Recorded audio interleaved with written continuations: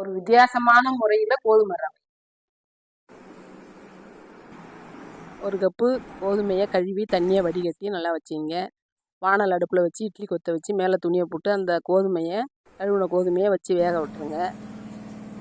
அதை ஒரு பாத்திரத்தில் மாற்றி நல்லா உதிராக வச்சுருங்க. வானல் அடுப்பில் வச்சு நல்லா தாராளமான எண்ணெய் விட்டு கடுகு, உளுத்தம்பருப்பு, கடலைப்பருப்பு,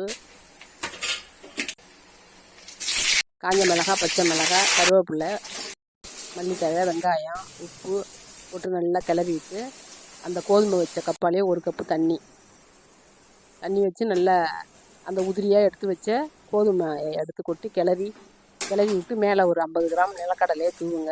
5 நிமிஷம் மறுபடியும் மூடி வைங்க. 5 நிமிஷம் கழித்து எடுத்துட வேண்டியது தான்.